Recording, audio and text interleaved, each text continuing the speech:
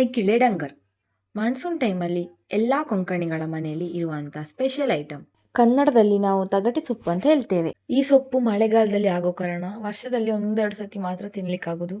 ಹಾಗೆ ಇದು ಮಾಡೋ ದಿವಸ ತುಂಬ ಎಕ್ಸೈಟ್ಮೆಂಟ್ ಇರ್ತದೆ. ಮಿನಿಮಮ್ ಅಂದ್ರೆ ಒಂದು ಅರ್ಧ ಗಂಟೆ ಆದರೂ ಅಕ್ಕಿಯನ್ನು ನೆನೆಸ್ಲಿಕ್ಕೆ ಇಡಬೇಕು. ಉದ್ದಿನಬೇಳೆಯನ್ನು ಗೋಲ್ಡನ್ ಬ್ರೌನ್ ಕಲರ್ ಬರೋ ತನಕ ರೋಸ್ಟ್ ಮಾಡಿ.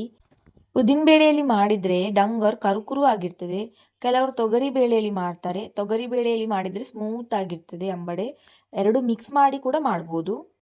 ರೋಸ್ಟ್ ಮಾಡಿಟ್ಟಂತಹ ಉದ್ದಿನಬೇಳೆಯನ್ನು ಅಕ್ಕಿಯೊಟ್ಟಿಗೆ ಮಿಕ್ಸ್ ಮಾಡಿ ಒಂದು 2-3 ಸತಿ ಚೆನ್ನಾಗಿ ತೊಳಿಬೇಕು. ಅಂಬಡೆ ಹಿಟ್ಟು ಮಾಡಲಿಕ್ಕೆ ನಮಗೆ ಎಂತೆಲ್ಲ ಬೇಕು ನೋಡುವ. ಖಾರಕ್ಕಾಗಿ ಉಂಡೆಮೆಣಸು, ಕಲ್ಲರಿಗಾಗಿ ಉದ್ದಮೆಣಸು 2 ಹಾಕಿ, ಮತ್ತು ಉಪ್ಪು, ಹುಳಿ ಮತ್ತು ಸ್ವಲ್ಪ ನೀರು ಹಾಕಿ ಈ ರೀತಿ ರುಬ್ಬಬೇಕು. ತಗಟೆ ಸೊಪ್ಪನ್ನು ಕಟ್ ಮಾಡಿ ತೊಳೆದು ಎಲ್ಲ ಇಟ್ಟಿದ್ದೇನೆ.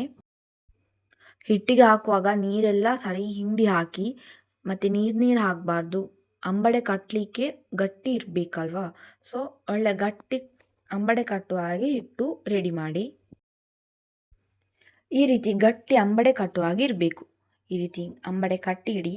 ಅದಾದಮೇಲೆ ನೀವು ಬಿಸಿ ಬಿಸಿ ಎಣ್ಣೆಗೆ ಒಂದೊಂದೇ ಹಾಕಿದ್ರಾಯಿತು.